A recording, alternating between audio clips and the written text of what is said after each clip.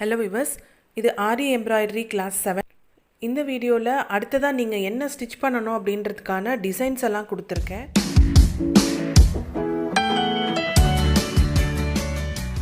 இந்த டிசைன்ஸ் எல்லாம் நீங்கள் ஸ்க்ரீன்ஷாட்ஸ் எடுத்துகிட்டு ட்ரேஸ் பண்ணிக்கோங்க.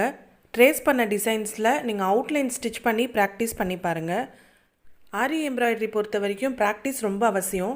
நீங்கள் ஒரு 5 to 10 டிசைன்ஸாவது ப்ராக்டிஸ் பண்ணிங்கன்னா தான் உங்களோட பேசிக் செயின் ஸ்டிச்சில் உள்ள டவுட்ஸ் எல்லாம் கிளியர் ஆகிட்டு உங்கள் ஒர்க்கிங் ஸ்பீட் இன்க்ரீஸ் ஆகிறது மட்டும் இல்லாமல் உங்கள் டிசைனை இன்னும் நல்ல கிளாரிட்டியோடையும் ஃபினிஷிங் நீட்டாகவும் பண்ண முடியும். ஸோ நான் எப்பயுமே சொல்கிற மாதிரி நீங்கள் ப்ராக்டிஸை வந்து சில்க் த்ரெட்டில் பண்ணுங்கள். ஏன்னா சில்க் த்ரெட்டில் டபுள் த்ரெட் யூஸ் பண்ணி ஸ்டிச் பண்ணும்போது உங்களுக்கு கட் ஆகிறது அண்ட் பிரிஞ்சு பிரிஞ்சு வர்றது இந்த மாதிரி ப்ராப்ளம்லாம் இருக்கும். ஸோ இந்த ப்ராப்ளம்லாம் வந்து நீங்கள் ஸ்டிச் பண்ண தானாகவே சரியாயிடும். இன்னொரு விஷயம் நான் என் ஸ்டூடெண்ட்ஸ்க்கு அடிக்கடி சொல்கிறது, இது வந்து லுக் அண்ட் லேர்னில் வராது.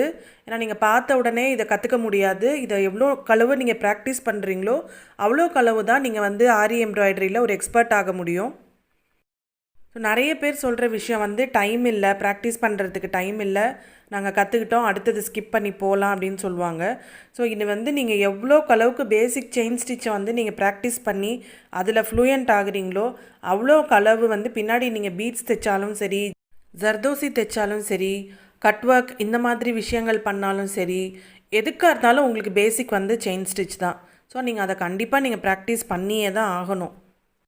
நீங்கள் வந்து பேசிக் செயின் ஸ்டிச்சில் கான்ஃபிடெண்ட்டாக இருந்தீங்கன்னா மற்ற ஸ்டிச்செல்லாம் கூட நீங்கள் வந்து பார்த்த உடனே கற்றுட்டு பண்ண முடியும். ஸோ செயின் ஸ்டிச் பொறுத்த வரைக்கும் நீங்கள் ஸ்டார்டிங்கில் கம்பல்சரி ப்ராக்டிஸ் பண்ணியே ஆகணும். ஸோ இந்த மாதிரி டிசைன்ஸ் எல்லாம் நீங்கள் ட்ரேஸ் பண்ணி நிறைய ப்ராக்டிஸ் பண்ணிக்கோங்க. ஸோ இந்த மாதிரி டிசைன்ஸை ஈஸியாக ட்ரேஸ் பண்ணுறதுக்கு நிறைய வழிகள் இருக்குது. டிசைன் ட்ரேஸிங்க்கான வீடியோஸ் நான் அப்லோட் பண்ணியிருக்கேன். ஸோ அதோட பிளேலிஸ்ட் லிங்க் வந்து நான் டிஸ்கிரிப்ஷனில் கொடுக்குறேன். அதை பார்த்து ட்ரேஸ் பண்ணி இந்த மாதிரி டிசைன்ஸ் எல்லாம் ப்ராக்டிஸ் பண்ணுங்கள். தேங்க்ஸ் ஃபார் வாட்சிங்.